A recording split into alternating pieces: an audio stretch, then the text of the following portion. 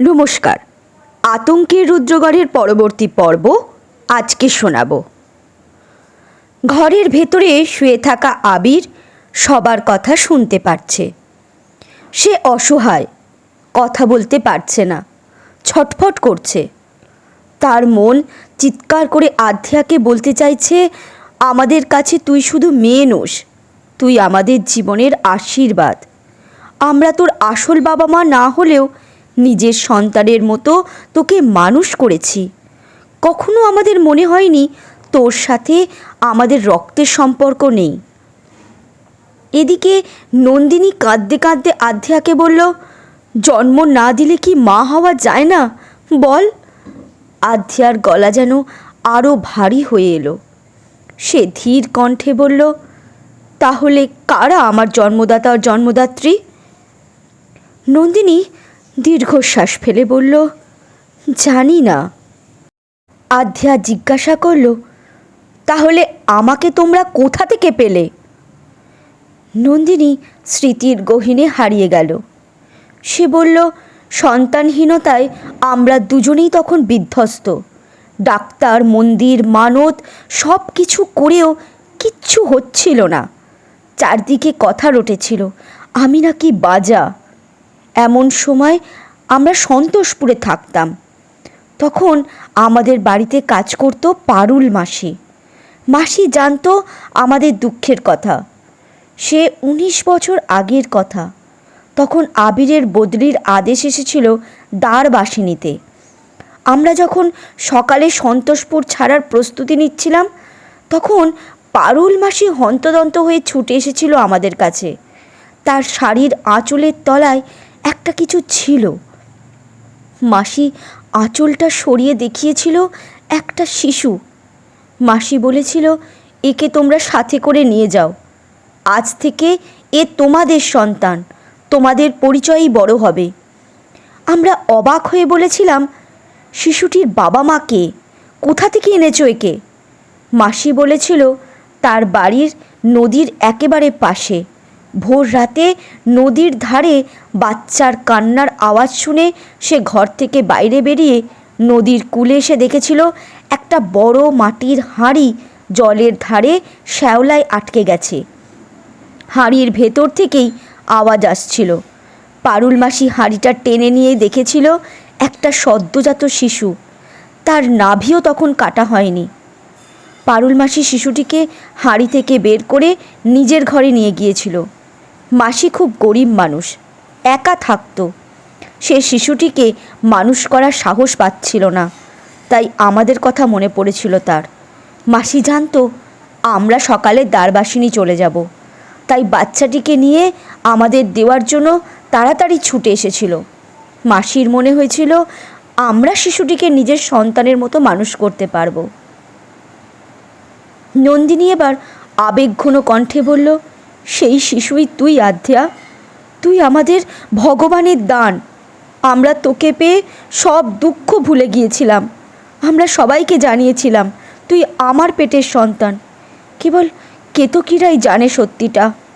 আমরা ভেবেছিলাম তুই কখনো জানতে পারবি না। আমরা তোর আসল বাবা মা নই, তাই তোকে সত্যিটা কখনো বলিনি। আধ্যার চোখ ফেটে জল এলো।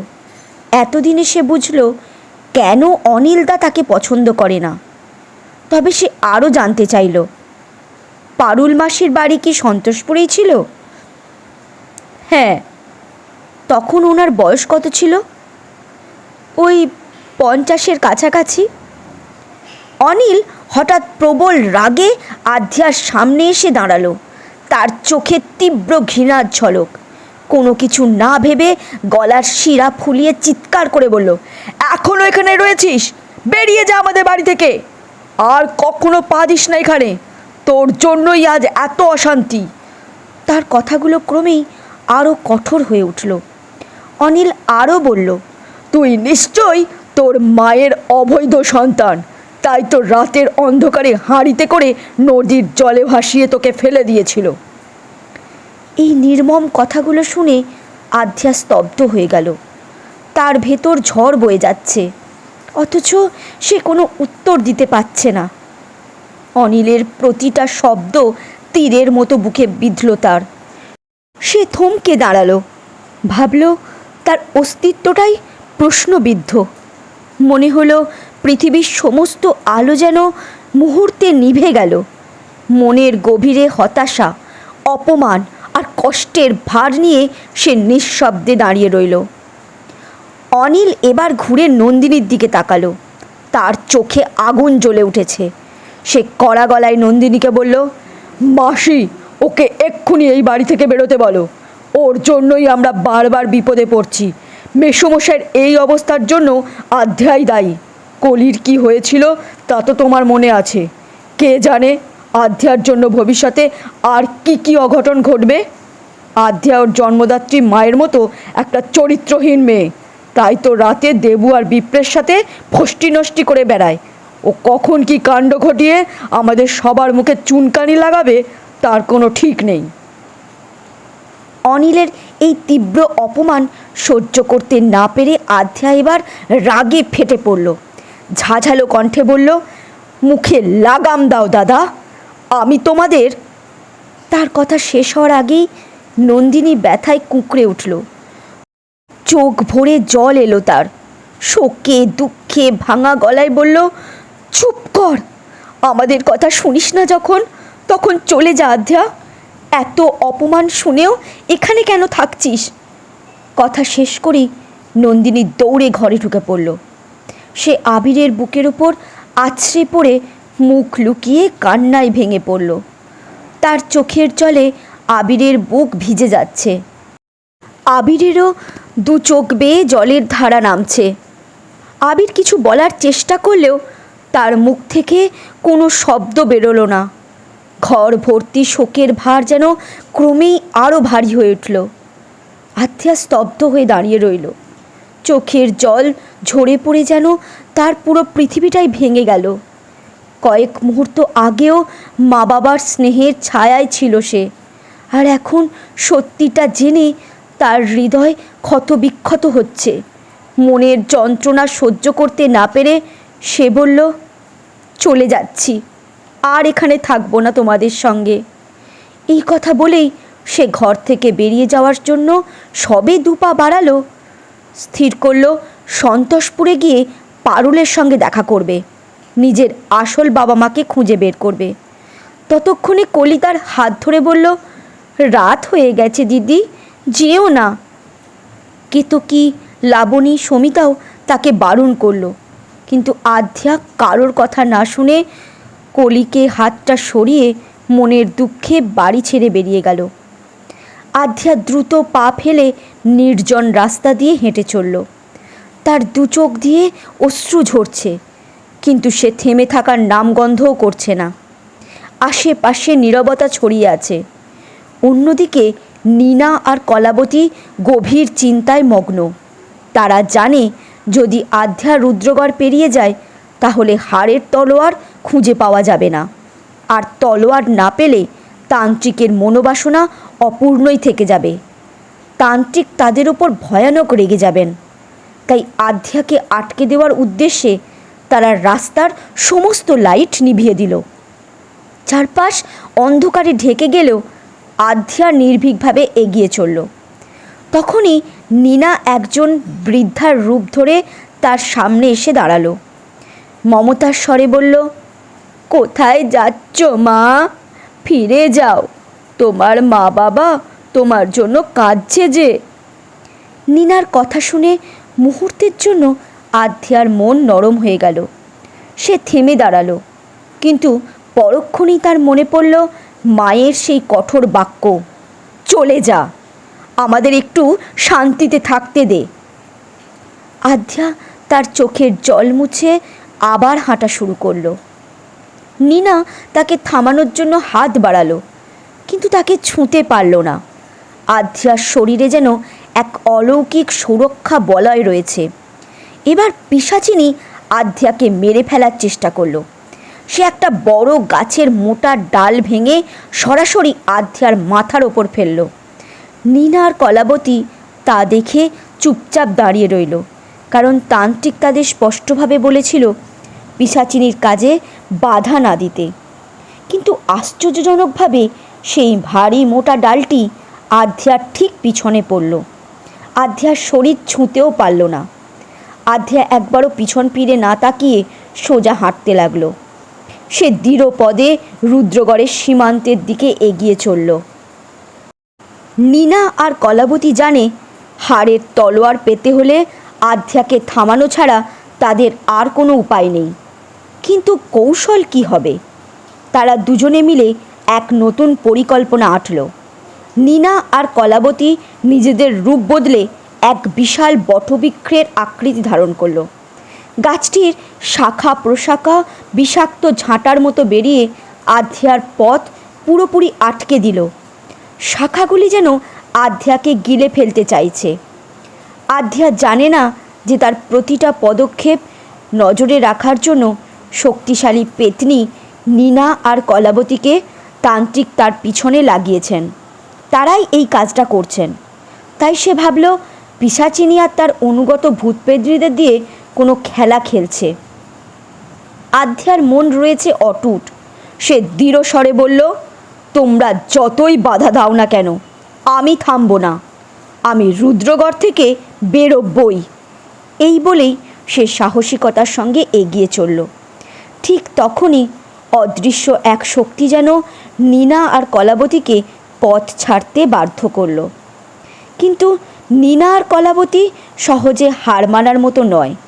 এবার তারা বাতাসকে ঘূর্ণিঝড়ের মতো চালিয়ে আধ্যাকে পথ থেকে ছিটকে ফেলার চেষ্টা করল। ঘূর্ণিঝড় প্রবল হতেই তাণ্ডব যেন চারিদিকে ছড়িয়ে পড়ল।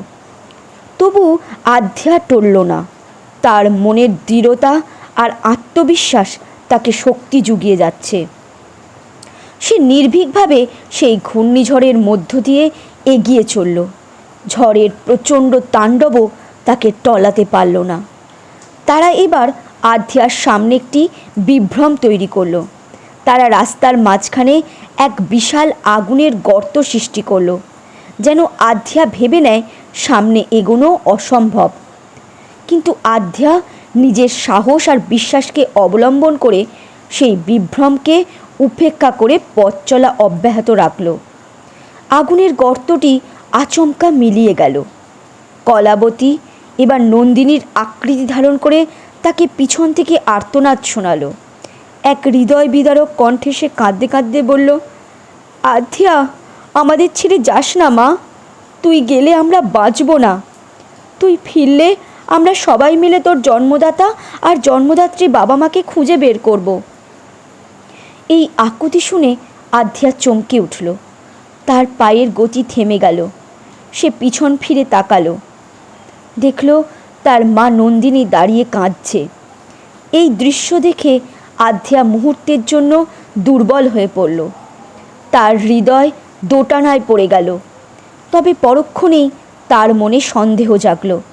বাস্তবতার দিকে ফিরে তাকিয়ে সে বুঝতে পারল তার মা নন্দিনীর এত দ্রুত এখানে পৌঁছানোর কথা নয়। এটি নিঃসন্দেহে পিশাচিনীর আরেকটি ছলনা। আধ্যা গভীর শ্বাস নিল, নিজেকে সামলে নিল। সে মনে মনে বলল, তোমাদের এসব ছলনা আমাকে থামাতে পারবে না।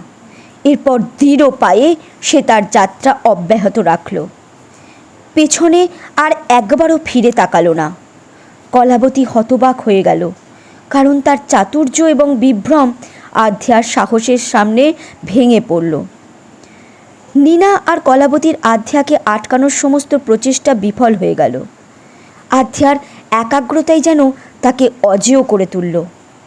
এদিকে পিশাচিনী জানে যে আধ্যাকে সরাসরি হত্যা করা বা স্পর্শ করা তার পক্ষে অসম্ভব। তবুও সে আধ্যাকে মারার পরিকল্পনা করে যাচ্ছে। আধ্যা প্রায় রুদ্রগড়ের সীমানার কাছে এসে গেছে। পিশাচিনী তার সমস্ত শয়তানি ক্ষমতা ব্যবহার করে আধ্যাকে আবার মারার চেষ্টা করল। আধ্যা রুদ্রগড়ের শেষ সীমানায় পৌঁছানোর আগেই পিশাচিনী তার অশুভ শক্তি দিয়ে মাটিতে বিশাল ফাটল তৈরি করল। সেই ফাটল থেকে তীব্র লাল আগুনের শিখা বের হতে লাগলো। চারপাশে ধোঁয়া ছড়িয়ে গেল। বাতাস ভারী হয়ে উঠল। ফাটলের চারপাশে একটা ভয়ানক পরিবেশ সৃষ্টি হলো, যেন পুরো ভূমি ভেঙে আধ্যাকে গ্রাস করতে চাইছে। আগুনের তীব্র উত্তাপ আর অন্ধকার মায়ার শক্তি আধ্যাকে টানতে চাইছে। কিন্তু আধ্যা নির্ভীক। সে জানে পিশাচিনীর শক্তি যতই ভয়ঙ্কর হোক না কেন, তার আত্মবিশ্বাস এবং যে শক্তি তাকে বাঁচিয়ে আসছে সেই শক্তি তাকে রক্ষা করবে। আধ্যা এক মুহূর্তের জন্য ভয় পেল না। সে স্বেচ্ছায় ধীরে ধীরে ফাটলের দিকে এগিয়ে গেল। ফাটলের আগুনের শিখা আধ্যাকে ছুঁতে চাইলেও তার চারপাশে একটা অদৃশ্য আলোর ঢাল তৈরি হলো। সেই ঢাল আগুনের উত্তাপকে ছাপিয়ে গেল আর ফাটলের বিভাসিকাকে নিষ্ক্রিয় করল। পিশাচিনী হতবাক হয়ে দেখল তার সমস্ত প্রচেষ্টা ব্যর্থ। সে প্রচণ্ড ক্রোধে জ্বলতে লাগলো। আধ্যা ফাটলের কিনারায় থেমে একবার চারপাশের অন্ধকারের দিকে তাকালো। এরপর আত্মবিশ্বাসী পায়ে সে মা কালীকে স্মরণ করতে করতে সোজা ফাটলের ওপর দিয়ে হেঁটে গেল। তার প্রতিটা পদক্ষেপে ফাটলের আগুন নিভে যেতে লাগলো। নীনা আর কলাবতী অসহায়ের মতো অবাক হয়ে চেয়ে রইল। আধ্যা অবিচল চিত্তে রুদ্রগড় পেরিয়ে তার গন্তব্যের দিকে এগিয়ে চলল।